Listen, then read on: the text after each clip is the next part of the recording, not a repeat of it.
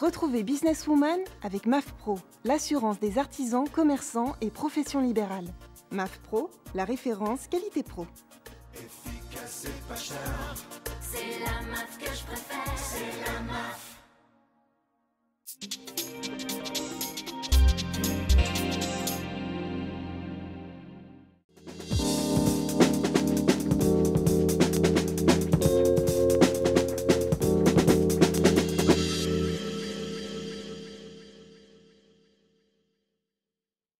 Bonjour à toutes, bonjour à tous, merci d'être avec nous sur le plateau de Businesswoman. Alors, s'il y a bien un domaine dont la France n'a pas à rougir, c'est bien l'innovation. Dans un contexte concurrentiel, les entrepreneurs français misent sur l'innovation soit pour se démarquer, soit pour gagner en compétitivité. Des marchés précurseurs tenus par des chefs d'entreprise visionnaires, dont certaines sont des femmes. Elles ouvrent les marchés de demain et renforcent avec elles l'avantage concurrentiel des entreprises. Les femmes, justement, il y en a deux sur notre plateau pour nous en parler. Bonjour. Bonjour. Alors, Marguerite Guillet. Oui. Bonjour, merci d'être avec nous sur le plateau. Et aussi Sandrine Parnois. Bonjour. Alors, je vais vous laisser nous présenter respectivement vos entreprises. Je suis fondatrice d'une société que j'ai créée en 2012 qui s'appelle BizNext Home et qui est une société qui va rapprocher les étudiants ou les salariés de leur entreprise en les plaçant dans du logement chez l'habitant. Tout simplement parce qu'il y a une problématique de logement principalement quand les entreprises recrutent. Donc effectivement, c'était une idée de pouvoir loger ces personnes chez l'habitant. Pourquoi chez l'habitant? Parce que c'est une situation plus adaptée pour ces personnes qui n'ont pas encore les moyens, on va dire, de louer un appartement. Parce que vous savez, aujourd'hui, il faut des fiches de paie, il faut des cautions. Voilà, 3 mois de loyer d'avance, etc. Voilà, et quand vous démarrez dans la vie active, alors je pense notamment quand même à des stagiaires ou des personnes qui sont sur des courtes durées également, qui n'ont pas besoin de louer un appartement entièrement pour une année. Donc ça leur permet effectivement d'avoir un pied-à-terre, si je puis dire, donc un logement provisoire, sans être péjoratif, et pouvoir aller effectivement travailler ou faire son stage ou faire ses études pendant une année scolaire, donc à proximité de leur lieu de travail. Vous êtes la transition entre justement... Je suis l'intermédiaire entre les trois, c'est-à-dire le futur occupant, l'entreprise qui est l'employeur ou l'école, parce que nous travaillons avec des écoles, et puis des propriétaires ou des locataires qui effectivement ont la possibilité de louer une chambre chez eux dans leur résidence principale. Alors, Marguerite Guillet, c'est tout un autre service, c'est dans un autre domaine. Oui, complètement. Complètement différent. Je suis la fondatrice d'une société qui s'appelle Funkadelic Chic. Alors moi, j'ai 6 mois d'existence, enfin la société a 6 mois d'existence, plus précisément. Et nous, en fait, on a pour vocation de démocratiser le serious game. Alors le serious game, ce sont des jeux vidéo qui sont conçus à l'intention d'un message qui, lui, se veut utile. Donc pour ce faire, on a développé une première offre qui s'appelle Jeux New, qui est une offre packagée et qui s'adresse aux établissements publics pour favoriser la concertation entre les établissements publics et les habitants. Vous n'excluez pas non plus les entreprises privées, même si vous êtes principalement axé sur le public? Voilà, aujourd'hui, on s'adresse principalement à ce marché-là. Et puis pour 2015, on va développer du côté des PME. Ouais. D'accord. Alors pourquoi cette initiative autour du jeu vidéo? Pourquoi cet axe? Pourquoi ce marché de niche? Alors le jeu vidéo, déjà, qu'on aime ou qu'on n'aime pas, de toute façon, c'est devenu un objet culturel. Ça touche tout le monde aujourd'hui. Et puis, c'est un vecteur qui est extraordinaire quand on veut communiquer, quoi. C'est quelque chose de ludique? C'est quelque chose de pratique? Oui, voilà, à travers le média jeu vidéo, puisqu'en l'occurrence, sous l'angle du serious game, ça devient un média plus qu'un produit. Sous l'angle média, on peut véhiculer tout un tas de choses. Aujourd'hui, le serious game est extrêmement présent pour former des gens, pour recruter. Oui, ça se fait déjà beaucoup. Voilà, dans le marketing direct aussi. Voilà, donc ça, il est déjà très bien installé. C'est des outils qui sont souvent pris, la plupart du temps pris en main par des sociétés qui ont les moyens parce que ça coûte assez cher. Voilà, donc nous, on a développé une offre qui permet, à moindre coût, puisqu'en l'occurrence, on partage le coût sur plusieurs clients, on en fait quelque chose d'accessible. Et voilà, avec des objectifs qui sont très, très identifiés, en l'occurrence le dialogue et la participation. Est-ce que c'est une demande du marché qui vous a mis face à cette volonté de créer dans ce secteur? Ou est-ce que c'est vraiment quelque chose qui qui s'est déclenché en vous du jour au lendemain? Moi, j'avais envie de faire du jeu vidéo, donc c'est une vocation personnelle. Et puis après, oui, bien sûr, il a fallu que je trouve un angle d'attaque, voilà, quelque chose, un début d'histoire pour que ça ait du sens. Donc nécessairement, il faut que ça réponde à un vrai besoin.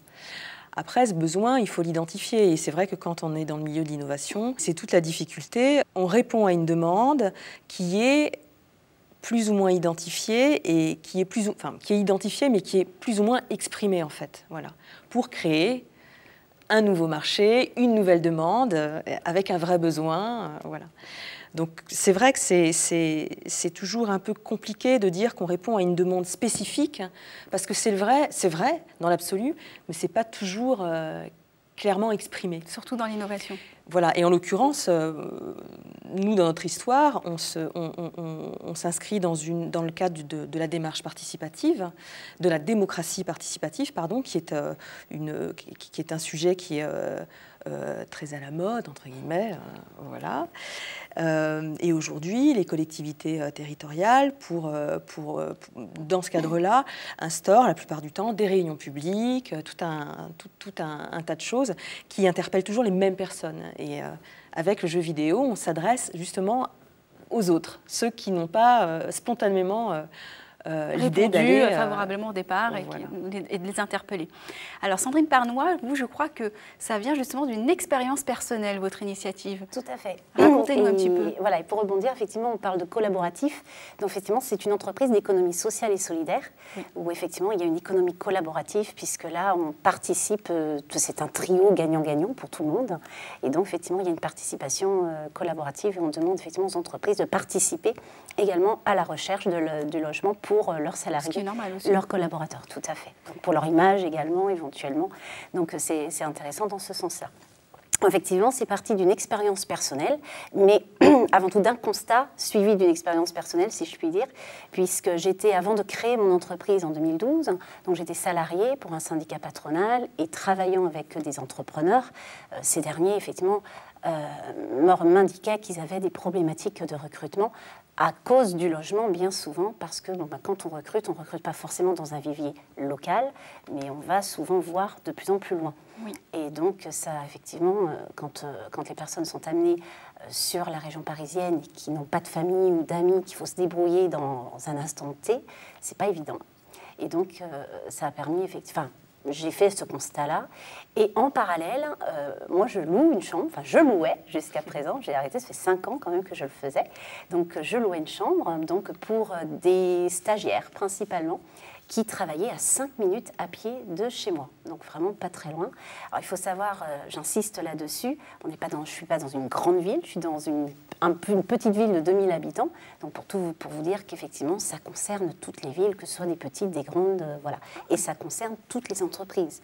De la petite entreprise qui va chercher, prendre un exemple, le boucher qui a besoin d'un contrat d'apprentissage, jusqu'à la grande entreprise qui a besoin de recruter effectivement beaucoup de CDD ou de CDI éventuellement. Donc ça concerne toutes les sociétés, toutes les entreprises. Et alors votre modèle économique du coup, comment vous vous rémunérez? Donc participation des entreprises, ça on l'a bien entendu, et le candidat en lui-même, comment ça se passe? Combien ça lui coûte? Voilà, alors s'il veut une recherche très personnalisée, effectivement, avec un logement, alors on regarde 2 paramètres principalement, la distance. Alors la distance en Ile-de-France, souvent on parle en termes de temps, pas forcément de kilomètres, parce que vous savez que les transports, je l'ai subi tout à l'heure, effectivement, donc le transport, mais aussi en termes de prix, puisque le coût du loyer ne sera pas le même que vous habitiez dans Paris ou que vous habitiez en dehors de Paris, toujours dans la couronne, dans la petite ou voire moyenne couronne, le prix n'est pas le même, donc on s'adapte aussi au budget. Voilà, puis après il y a d'autres paramètres que nous tenons en compte, mais 2 critères principaux qui sont ceux que je viens d'évoquer. Effectivement, là, nous avons une recherche personnalisée puisqu'on insiste beaucoup sur des contrats personnalisés. On est là pour les aider, les accompagner. Il y a une proximité dans la localité puisque nous avons quand même un site internet qui permet aux entreprises, aux hébergeurs, donc chambres chez l'habitant, et aux futurs occupants, si je puis dire, de pouvoir éventuellement se mettre en relation directement sur le site. Mais à ce jour, il est vrai qu'aujourd'hui, on préfère principalement se mettre en relation avec une personne qui va être le référent entre les trois acteurs. Comment on peut tenter une étude de marché quand on entend justement vos entreprises et vos discours? Comment on peut tenter une étude de marché sur des secteurs si peu connus finalement? Comment vous avez procédé? Alors moi c'est très simple, je suis allée à la Bibliothèque nationale de France, rayon Prisme, si vous ne connaissez pas. C'est très précis. Hein. Voilà, ouais. En fait, à la BNF, il y a un service qui est dédié à l'entreprise. Voilà. Il y a alors, paraît-il qu'il est très peu connu. Moi, en l'occurrence, j'ai su son existence à Paris Pionnière, qui est l'endroit où j'étais préincubée. On en parlera peut-être plus tard, ouais. Et donc, c'est une mine d'informations, mais même sur des secteurs qui sont peu connus comme le vôtre? Alors, en l'occurrence, le secteur du serious game, c'est pour le coup assez connu. Oui, mais maintenant. L'angle que vous lui avez donné, disons que l'angle que vous l'avez donné... Voilà, après, l'angle effectivement que je lui ai donné, pour ce qui est des entités publiques, de leurs problématiques, de ce souci de retisser du lien avec les habitants, les impliquer dans des projets d'intérêt commun, etc., ça, très clairement, je suis allée sur le terrain. Donc, en l'occurrence, moi, je ne partais pas de nulle part parce que j'ai travaillé... en fait, avant, j'étais indépendante. Moi, j'ai travaillé 14 ans en tant qu'indépendante et je travaillais avec ces gens-là. C'était des gens que je connaissais déjà bien, j'avais quand même une expérience du terrain et je me suis finalement appuyée sur ce carnet d'adresses-là pour faire mon étude de marché, mais je l'ai vraiment faite sur le terrain, sur ce tenant-là précisément. Comme Sandrine Parnois, j'imagine. Alors, moi, c'est au niveau du business model qui a été plus compliqué parce qu'on n'a pas de référence. Bien sûr, c'est bien la problématique. Ah oui, voilà, donc c'est vrai qu'on innove sur le marché et c'est vrai, on se dit, mon Dieu, où est-ce qu'on a trouvé des chiffres? Alors, les chiffres, c'est pas ce qu'il y a le plus compliqué puisque comme on a 3 acteurs, on va prendre on va vraiment prendre par partie.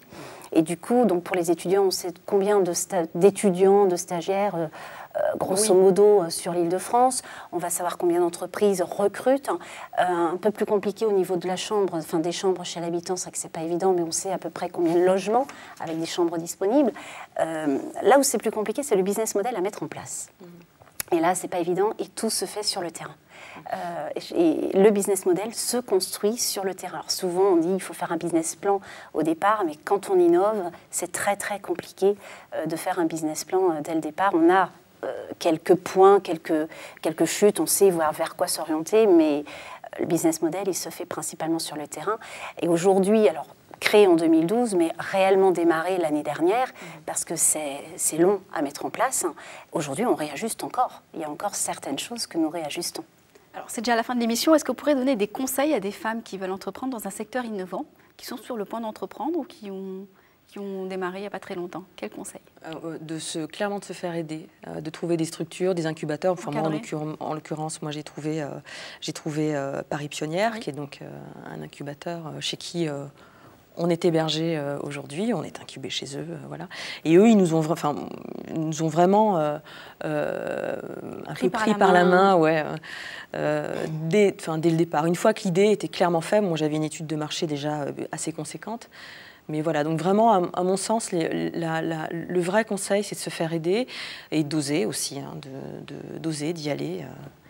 Et je vais compléter, aller voir la Chambre de commerce et industrie, il y a une mine d'informations. Et surtout, se mettre dans des réseaux. C'est très très important de ne pas rester seul et d'aller dans des réseaux de chefs d'entreprise, de se créer des liens. Parce qu'effectivement, c'est là où on va faire un maximum de rencontres qui vont nous booster, nous motiver. Et puis si on a vraiment l'envie, on peut. C'est pas, voilà, il n'y a pas de barrières qui peuvent nous arrêter. Merci beaucoup, mesdames, d'avoir répondu à nos questions. Merci, Linda. Vous avez compris, j'espère. Donc y aller, mais aussi bien s'entourer. Merci de nous avoir suivis. Je vous rappelle que l'émission est diffusée sur le site de la PCE, sur ellesentreprenent.com, sur WeDoBiz, mais également sur Demain. À très vite sur Businesswoman.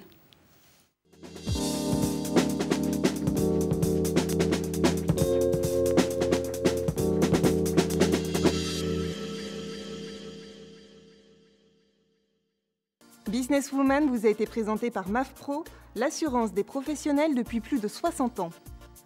MAF Pro, la référence qualité pro. Efficace et pas cher. C'est la MAF que je préfère. C'est la MAF.